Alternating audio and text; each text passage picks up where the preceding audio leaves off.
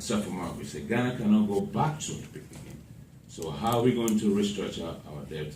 And let me ask this as well. Is the former president going to campaign for you this time around? The former president campaigned for me in 2012. He campaigned for me in 2008.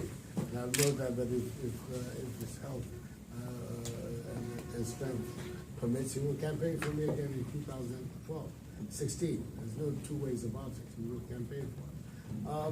Yes, it is true. We're not going to go back to HIPC again in the sense of going through the HIPC process because we're still getting the benefits of it.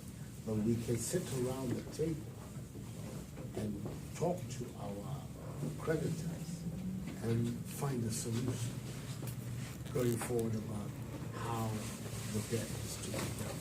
And it's possible for us to do so. Many countries have done it. Ireland has done it. Many countries have done it. And we are going to do the same.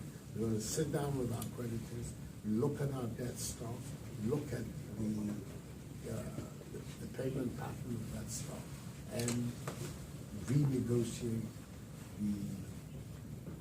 the terms of payment of that debt. So that we'll do it because we're going to restore confidence in the Ghanaian economy. It is the most one single item that is seriously lacking at present, which is why when we go to borrow money, we get the money at punitive rates like we did recently with the Eurobond, where we're getting the highest yield interest rate of any country in Africa today, nearly 11% for 1.5, and then 1 billion. There's no 1.5. And at the end of the day, that money is not even to finance capital development. It is to repay debt.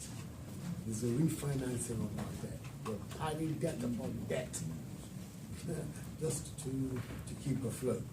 It's not bad. Can I ask a follow-up question? I know I don't have the time. Yesterday at Heritage Foundation, you said Ghana spent $2.5 billion to service our debt. How are we going to get that money if you're elected to pay that debt to service? We're talking about the restructuring. I mean, if you sit down with your creditors and they say that yes, you have a serious plan for going forward on the economy so that the monies that you're supposed to pay today will delay and defer the payments and give you some space. All that can be done. All that is going to be put on the table. And we'll see. It may well be that when we take over, the public finances and the figures there may be worse than we anticipate. I pray that that will not be the case. But whatever be the case, whatever state we find ourselves in, we are going to work hard to bring Ghana out of it. Because we cannot say that because we found the state in a terrible situation, therefore we fold up our hands and say, oh, we can do nothing about it. On the contrary, we're going there to do a job for the country, to bring the country up again. And we believe we have the plan, we have the men and women who are capable of doing it. Another question. A concern Ghanaian wants to know from you, Nanalo, about corruption. That many people in Ghana do not necessarily take allegations of corruption seriously. It appears every political party in the opposition wants to talk about it. What would you do pragmatically to be able to tackle this corruption issue? And how deep is this Mahama-led government in corruption? No, I mean, the last question, how deep it is. There are persistent allegations, but insofar those allegations have not been established in any meaningful way, they remain allegations. But the more important thing, I think that the fight against corruption in our country has to take three forward. First of all, the legal. What does it mean when I say the legal? There are laws in place which, when you apply and enforce, will help you minimize and reduce corruption. Take, for instance, the Public Procurement Act. I was the Attorney General that prepared the Public Procurement Act, which insists that public transactions are subject to competitive tendering as a general rule. And in very exceptional cases, you will be entitled to go sole sourcing for your contractor of a public transaction. very exceptional skills, usually to do with national security issues. But as a rule, the competitive tender is the way forward because out of it we're supposed to get the most competitive prices, you get value for money, etc. The Public Procurement Act under John Mahama is not being operated. Virtually every important transaction they enter into is sole sourcing. That clearly opens up the room for corruption, for inflated contracts that do not give you value for money. So if you apply the Public Procurement Act, if you're serious about dealing with corruption, the law is on the statute book.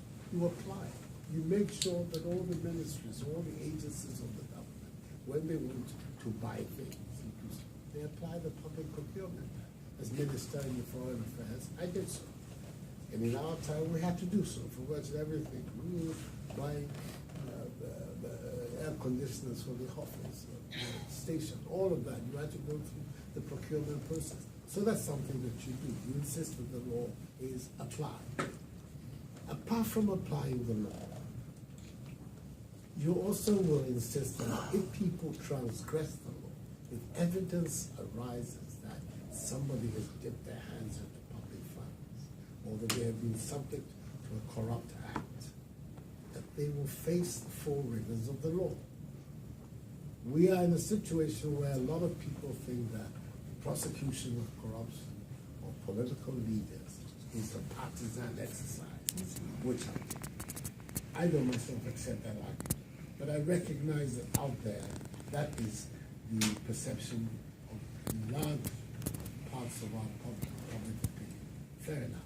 There is a solution, and the solution will be to create, we've already put on the table, an office of special prosecutor who will be an independently appointed person or appointed by the president.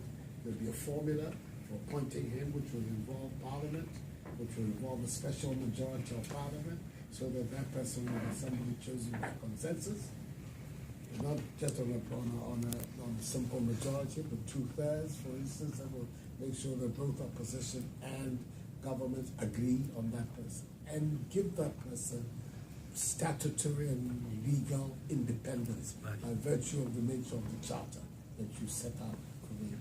And then you provide that person also with the means, the support staff, in terms of investigators, in terms of prosecutors, and let that person go about doing their work. And hopefully you find somebody who has a reputation as an independent-minded person, and who will therefore be in a position to apply it. These are the measures, the legal measures you take. Then there is the atmosphere, the moral attitude. It happened a lot in Dr. Buzia's time, if you remember. Many of you probably a bit too young to remember what happened in Dr. Buzia's time, but you go, but some of the senior people are here. They will remember office after office, all over the country, where these exhortations, don't take money and don't accept breads. We will have to revive that kind of crusade, if you like. And then thirdly, the personal example of the leader. If at the top you have somebody who says, I take seriously my vow of public service, that I've come here to do a job for the people of Ghana and not for myself, I will declare my absence publicly. I'll insist that my ministers do so.